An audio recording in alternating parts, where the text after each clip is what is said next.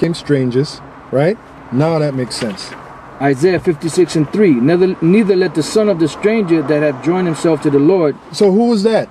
Pursuant to what Paul said, to whom pertaineth the service of the Lord. Right. So who is the only stranger that can join himself to the Lord? Israelite. The Israelites. That's it. You know? Go ahead, brother. Speak, saying, the Lord hath utterly separated me from his people. Neither let the eunuch say, behold, I am a dry tree. Exactly. So now, what happened was, when you go into Hebrew now, you see the word Nicaea. The word Nicaea has no business in there. Right. Because the word Nicaea means an actual stranger. Yeah. And why was that done? This is why we're reading you this account, brothers. Right. The Masoretes. Remember that term. The Masoretes. And then that, you know, that word was only inserted in a few places in the scriptures in the Old Testament where it bestowed favor upon the Israelite foreigner. So they flipped it, you know, spiritually flipped it, Yeah. you know, to try to, you know, make people believe that it was talking about the other nations. Oh, they did a lot of flipping, man. Yep. Yeah, But in some places where yeah. it says Nicaea or Nakar is the actual stranger, the actual nations. Oh, yeah. Yeah. That's right. That's right. Going back to the article, it says a good example is found in Isaiah 56, where the Masoretes changed the Septuagint's Greek word for a kinsman stranger, and even more purer than the Septuagint, the Greek, was the Hebrew, because that was the first language that was the scriptures were written in, the Hebrew. Right. And So, I just want to say yep. something real quick too. And with Yep. these guys, you got to remember, you got bones and you got meat. Like they go off on certain things, you know. So you have to, you know, be careful when you read this stuff, because sometimes they throw stuff in there that's not even. Well, that's biblical. why you got us. Right. That's why we tell you. You guys always call us the elders, the elders. Well, if you're gonna do a video and you're not sure, contact the elders. Yeah. Contact the elders. You know, if you're gonna do a video and you're not sure of what you're about to say or how you're gonna put it together, contact us, man. We'll get back to you. Yep. You know, we don't bite. We'll get back to you by email. You know, and then we'll tell you, this is a good source here. This is a good source here. You know, one thing about this truth, man, you got to be totally dedicated. This is your life. That's it. All right, you can't be no part-time Israelite in this thing, man. You can't be Israelite / playboy. You know, it don't work, man. This becomes your life. Researching becomes your life. Looking up words becomes your life. Yep. You know, reading scriptures. Even Elder Ramlab and myself, during the course of the day, you know, if we work together, our conversation is based on scripture. And why did Paul say this, and why did he say that, and, you know, Current events in the scripture. Yep. You know, that's what it takes, man. You know, hey, you can't become deep in this and you're a part-timer. It don't work, man. Yeah, that's right. You know, they're here to tell you that right now. So you got to make a decision if you're going to be all into this, have a passion for this, have on fire for this, Right. or if you're just going to go in the world and try to be Mr. Smoothie, you know, Yeah, try to be a hit with the girls, you know, with the girlies. Either be hot or cold. There you go, Revelation 3:15. Hey, because some of you guys out there, you think you can straddle that fence. It don't work that way. It don't work that way, man. Then you want to make these pretty videos and you don't know what the hell you're talking about. You know, you got more holes in your delivery than a golf course, man. You know, come on, man. You know. Anyway, a good example is found in Isaiah 56, where the Masoretes changed the Septuagint's Greek word from kinsman, stranger, allergenes. And to be honest with you, I don't even like dealing with the Greek. There was an old saying in the tribe of Judah, you know, that it was better to eat pork than to speak Greek. Show you how they feel about the Greek. You know, I like dealing with the Hebrew. You know, reading on, it says, to the counterpart of a Hebrew word that refers to the serpent seed, who have no kinsman redeemer. See, that's where they go off, the serpent seed. You know, it's talking about just the strangers in general, other nations. Mm-hmm. Yep. They use the Hebrew word.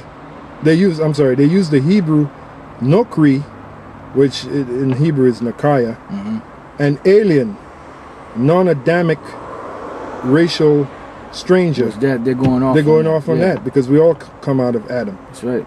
You know, it tells you in the book Deuteronomy 32:8 that the Lord separated the sons of Adam. That's right. But we all came out of Adam. That's right. But just like Elder Ramlab said, even with this, you have to. This was never meant to be easy, man. This was never meant to be an open book. That's a mystery. Get that, brother. Get that. This is the book of Colossians 1 and 25. It says, whereof I am made a minister according to the dispensation of the Most High. Which is, dispensation, like he gives this guy a bit of the Spirit, he gives that guy a bit of the Spirit. You know, not one guy gets all the Spirit. Right. Like at one time, everybody thought Elder Arya, that he had all the Spirit. He had the, no. Even Elder Arya, he went off on a lot of things. Right. Because he received the dispensation. You know? Go ahead. According to the dispensation of the Most High, which is given to me for you, to fulfill the word of the Most High, even the mystery which hath been hid from ages and from generations, but now is made manifest to his saints. Yeah, the elect. And that goes back to what you said earlier, that this thing was hidden. Yep. You know, during from the year 1600 to about the year 2000, I think it was. On the Aztec calendar. The Mayan calendar. Yeah, I'm sorry, the Mayan calendar. Same thing. Aztec, man. The Mayan calendar. They had a period called the Great Forgetting. All right, it was called the Great Forgetting. Forgetting of what? Of the truth. Right. And that also links up in Esdras, where it says, and I think you read that earlier, where truth, which was hid, shall suddenly be sown. I'll read it again. Yeah. 2 Ezra 5 and 1. Nevertheless, as concerning the tokens, behold, the day shall come that they which dwell upon the earth shall be taken in a great number, and the way of truth shall be hidden. Yeah, the Great Forgetting. That started around the 1600s. Really started around the 1300s when the Bourget family came on the scene. Their whole thing was about hiding the truth. You know, that goes back to Revelation. That's what I got. Yep, that's next. Yep. Okay, go on. And the land shall be barren of faith. This is Revelation chapter 20, verse 7. And when the 1,000 years are expired, Satan shall be loosed out of his prison. Yeah, that happened with the Bourgets around the latter part of the 1300s. Because for 1,000 years we had them, their descendants, we had them in slavery. We had that great chain on them. Yep. Which the great chain represents slavery. Go on. And shall go out to deceive the nations which that's what they did, in the form of they brought back that old custom of Serapis in the form of Caesar Borgia. Yep. You know, when they came over here to the so-called New World, they came with that main image, man, Caesar Borgia, to deceive who? Deceive the tribes that were here already. You know, the rest of the Israelite tribes. Go on. And shall go out to deceive the nations which are in the four quarters of the earth.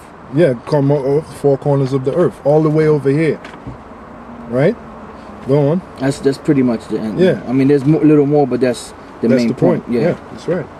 All right, so go back to this article. It says they used, let me read that part again. It says the Greek word for kinsman stranger, allogenes, to the counterpart of a Hebrew word that refers to the serpent seed who have no kinsman redeemer. They use the Hebrew nokri, an alien, non-Adamic racial stranger, rather than the proper Hebrew word ger. Now, this is where they go back on point. Yeah. See, they went off there. Now they're back on point with this, the latter part where it says rather than the proper Hebrew word God. And I concur with that because the main word to describe an Israelite stranger is God. Yep. There's no other word, man. All right, God describes the Israelite stranger. Then the proper word God, which describes a kinsman stranger, coordinates with allogenes in the Septuagint, and is an acceptable stranger, right? Because there's an Israelite foreigner, Israelite stranger. Yeah. The use of the word nokri, remember it's nakaya, in this verse implies that the Most High had accepted Cain and demands that the Israelites accept Yep. and respect this Canaanite stranger. Which they were going off. Yeah, if you'd like to. Because when the earth was repopulated again, Cain and his descendants were already put to death by the flood. Mm-hmm. You know, because the people that you see here today came through Noah and Shem, Ham, and Japheth. Anybody prior to that was put to death. Yep. You know, they were all gone. The only ones that were left was Noah, his 3 sons, and their 4 wives. And that's how the earth became repopulated again. Yep. Even though the Canaanites, you know, which is the seed of Cain, came back through Esau later on. Came back as Esau. Yeah, as Esau. Yep. But basically, it's talking about when it talks about the Canaanites or the descendants of Cain, mm-hmm. those they were already put to death on the other side of the flood. Yep. But they came back through Esau. Yeah, and it's so not just Esau, it's the other nations. Other nations, yeah, exactly. So what this should say is the use of the word Nokri in this verse implies that God had accepted Esau or the nations, or Esau and the nations, Esau and the nations, and demands that the Israelites accept and respect this Esau and the nations stranger. Yep. But that ain't the case. Right. In the book of Isaiah 56:3, it's talking about the Israelite foreigner, Israelite stranger. Whereas the Most High had told Israel to utterly slay them, and whenever they were found in the promised land. Deuteronomy 7. Which they're going off there too. Yeah. Because those are the Canaanites. Even though they're part of the strangers, they're trying to equate now Cain with the Canaanites. Yeah, yeah. So they're going off on it. Yep. And the Most High told Moses that if Israel did not utterly destroy them, he would do unto Israel as he thought to do unto them. Numbers 33:55-56. Whereas the Septuagint stated it correctly, the Masoretic text changed it to accommodate the Jews, who knew that they were themselves Nokri or Nokiah. Right, because they were Edomites. They were Edomites, right? The Edomites, and not like Elder Ramab just said, not just the Edomites, but all the other nations. Yep. So the son of the stranger that joined himself to the Lord, pursuant to Isaiah 56:3, is the Israelite stranger. And the word that should be there is not Micaiah, but God. Yep. All right? So that's the understanding of that. And that, you know, also, let's go to the book of 1 Kings 8:41, because the guy who made that video, Ruth the Israelite, he sent me a